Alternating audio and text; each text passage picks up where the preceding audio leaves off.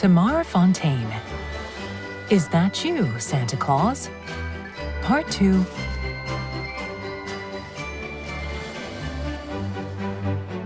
Meanwhile, in the Winter family home, Christmas preparations were well underway. Mrs. Winter was working hard to prepare Christmas dinner. Roast turkey, stuffing, mashed potatoes, cranberry sauce, pumpkin pie, and a number of other dishes. Rosie was busy rolling out gingerbread dough, which Finn then turned into stars, hearts, Christmas trees, and reindeer shapes using cookie cutters. Once baked, the gingerbreads will be tied with colorful threads and hung on the Christmas tree. Mr. Winter was working to put up the tree in the living room. He was very busy and kept asking questions. Darling, do you know where the shears are? I need to trim the bottom of the tree. Rosie, where did you put the tree stand? I put it down here just a moment ago. Finn, come and help me pick up these branches off the carpet. All right, Dad. But promise you'll let me and Rosie set up the nativity scene under the tree this year. The next day, the children woke up with such excitement that they could barely contain themselves.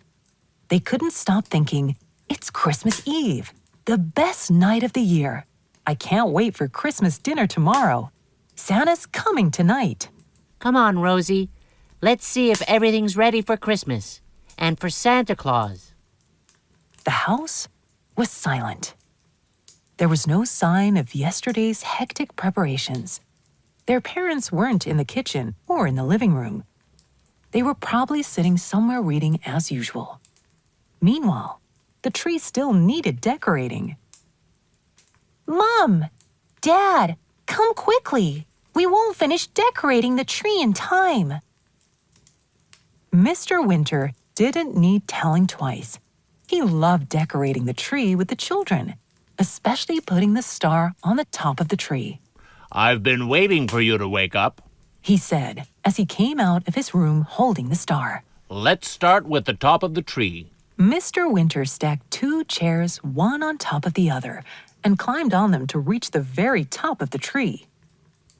Once the star was placed on the top of the tree, it was time to add the lights, baubles, tinsel, and gingerbreads. Finally, Mr. Winter stood back from the tree to assess their efforts. Rosie, hang the red light a bit higher on the branch, and Finn, move that bauble in the middle to the right. Mr. Winter spent a long time telling the children where to move various decorations until finally everything was just right. Once everything was in place, Mr. Winter came into the living room and stated that this year the Christmas tree looked more beautiful than ever. The Christmas tree stood proudly, its colorful lights sparkling. We've got a bit more time until dinner. We'll sit down at the table once we can see the first star in the night sky. And while we're eating, your mom and I will tell you about how we used to celebrate Christmas when we were kids. Cool. We love your stories about how things used to be. Hang on just a moment. The children ran to their room, and each of them brought back a toy before sitting down on the carpet in front of the couch. We're ready for a story, said Rosie. But first, did Santa Claus exist when you were kids? Of course. Santa Claus has been bringing kids presents for centuries, but it used to be that he'd come down the chimney late at night when everyone was asleep. Then he'd place the presents in the special Christmas stockings that Grandma used to make. Nowadays, a lot of people don't have chimneys and they don't know how to knit stockings, so instead, we leave a window or door slightly open for Santa Claus to squeeze through and then leave presents under the tree. That's not the only thing that's changed, said Mrs. Winter. When I was little, we didn't call him Santa Claus. What do you mean? We called him Father Christmas. Ah, of course. That's one of his many names. People in England also call him Father Christmas. Mrs. Winter looked at her husband for a moment, put her hands to his face, and kissed him on the cheek. My walking encyclopedia. Kids, your dad knows just about everything. Suddenly, Finn's stomach growled loudly, making him very aware how hungry he was. He looked out of the window to see if the first star was now visible in the night sky, hoping they'd be able to have dinner already. As he was gazing out into the night, another thought struck him. Wouldn't it be amazing to see Santa Claus for real? Do you think he's on his way already? He's got a lot of homes to visit tonight, so he must be on his way by now. But Santa Claus was not on his way just yet. He had just packed the last few presents onto his sleigh, explaining to his flying reindeer which route they were to take. First, we'll head to America and visit the Winters. Do you remember the address, Dasher? Yes, I remember. I remember every address we visit. Well, in that case, it's time to fly. Off we go, quickly now, before the first star shines in the night sky above the Winters' house. Some time later, as the sleigh was soaring high over the United States, Santa called out, Stop, Dasher, stop! You've got to land. Land here? In the middle of this field? Yes, look there. See that squirrel? She's signaling to us to stop. Indeed, the squirrel was calling out to them. Santa, Santa! Something incredible has happened this Christmas Eve. It's still early evening, but the squirrels have started to speak like people. That usually doesn't happen until midnight. You're right. Even now you're talking to me. By my beard. I'll bet St. Anthony's behind this. He's the patron saint of animals. I hope it's just the squirrels that have started to talk so early. Otherwise, some of the presents will all start chatting to one another. Or shouting. Santa Claus climbed down from the sleigh to check on some of the packages containing pet dogs, cats, and hamsters. He put an ear to each package before putting them back on the sleigh. Everything's all right. It looks like it's just the squirrels that can talk. Soon the magical sleigh touched down lightly on the snow not far from the Winters' house. Santa Claus heaved the sack of presents onto his shoulder and marched over to a window. The Christmas tree was beautifully decorated, and the family were sat having dinner at the table. The sound of Christmas carols could be heard through the window. Well, time to get to work. But I have to be careful not to startle anyone. He approached the front door and knocked gently. "Who could that be?" said Mrs. Winter. Maybe Santa's here early. I asked to meet him in my letter, shouted Finn. Paying no attention to his parents' look of surprise, Finn jumped up from the dinner table and ran to the front door. Rosie chased after him. Wait up, kids. Santa never reveals himself to anyone. It's probably someone else. But Dad, who could it possibly be at this time? It's got to be Santa. "Calm down, kids," cried Mrs. Winter. She was slightly surprised to see the children so worked up, especially Finn. In any event, the children were too excited to listen to their parents, and Finn quickly opened the front door. Standing in the doorway was Santa Claus, with his sack of presents slung over his shoulder. Whoa! Santa, you're so big! Shouted Rosie. You've got such a wonderful beard. I knew you'd come. Please come in. We'd love for you to join us, I'm not intruding. I do hope I didn't startle anybody. said Santa Claus, glancing at the children's parents. Sometimes people are a little shocked to see me, especially adults. No, not at all. Mumbled Mr. Winter with an astounded look on his face. Please, come in. Mr. and Mrs. Winter could hardly believe their eyes. They stood frozen in the doorway, not knowing what to think or say. Fortunately, Rosie and Finn were completely unfazed. Santa Claus, could we please touch your coat? It looks so soft. Of course. Please feel free. It is indeed very soft and warm. Perfect for long sleigh rides in the snow. But please, if you'll allow me, I have presents for everyone. Wow! Woofy! He's exactly the way I imagined him. Of course I am. Came a tiny voice in reply. Rosie thought she heard Woofy say something, but perhaps it was someone playing a trick on her, or perhaps she'd simply misheard. Wow! A digger! Meanwhile, Santa was already reaching into his sack for more presents. The whole family was thrilled to receive such wonderful gifts.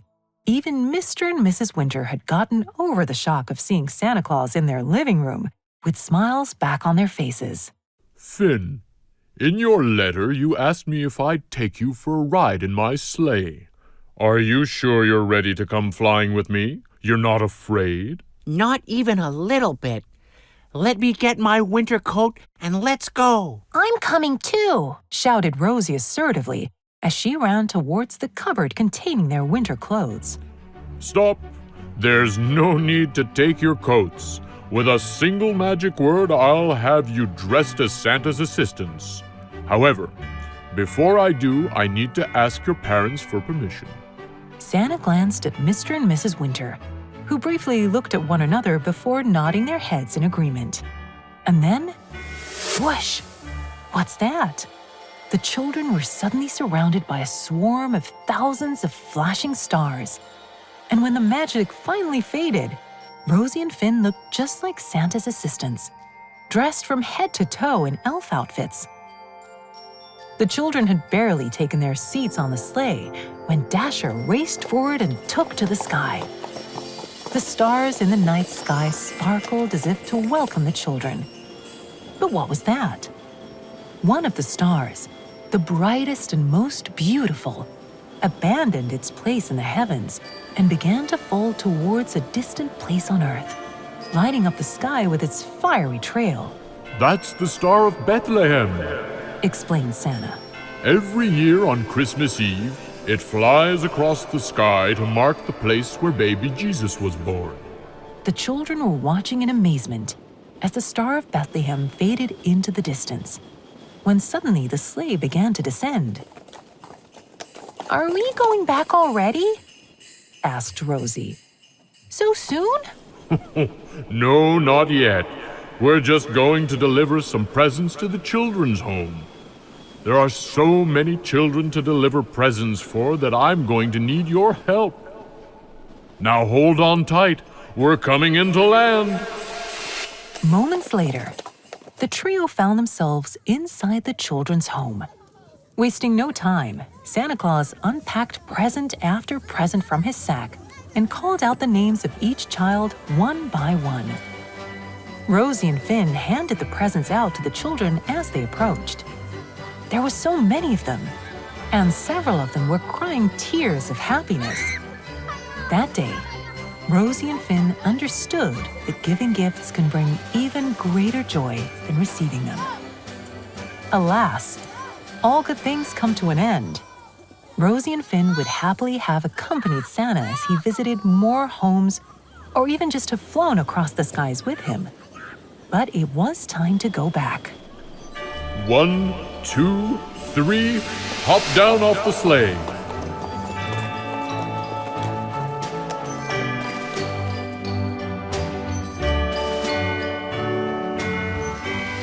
Santa called out when they finally returned to the Winter's house.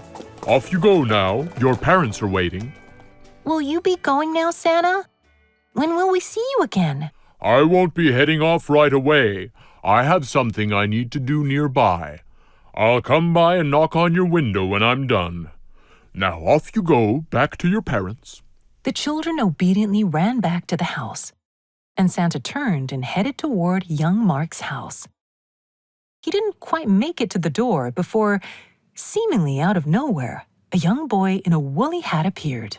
Santa Claus, is that you? Asked the boy, a hint of hope in his trembling voice. Santa Claus suddenly realized that the boy was shivering. He must have been out in the cold for some time. Ho, ho, ho! Yes, it's me. But what's wrong, Mark? Why aren't you waiting inside where it's warm? Even though it's Christmas, my parents were arguing so much that I preferred to come out and wait for you outside. But it's okay. I'm so happy you've come to visit me. Can you really make my wish come true? To be honest, sometimes I lose hope. Keep your chin up, Mark. Today we celebrate the birth of Jesus, who came into the world to inspire love in our hearts, even those that have turned to stone. Here's a little Christmas tree that I've brought you from my country, and here's a manger. If you place that on your dining table at Christmas, the Spirit of Jesus will fill your parents' hearts with love. Instead of shouting at one another, they'll come to love and respect one another again. After meeting young Mark, Santa returned to Rosie and Finn's house. There was no need to knock on the window. The children had been looking out for him for quite a while. He's here! He's here! Ho, ho, ho, ho, ho. Goodbye, children. I'm so happy to have met you. So are we, Santa. Can't you stay with us a little longer? I'd very much like to, but it's time I was off. I have to go and pick up another load of presents, and then I'm off to visit lots more homes. There are so many children waiting for me all over the world. Will you be flying by here later, perhaps? Yes, at midnight I'll fly over your town one last time. If you look up at the sky, I'm sure you'll see me. And now I'll say goodbye. Give your parents a hug for me.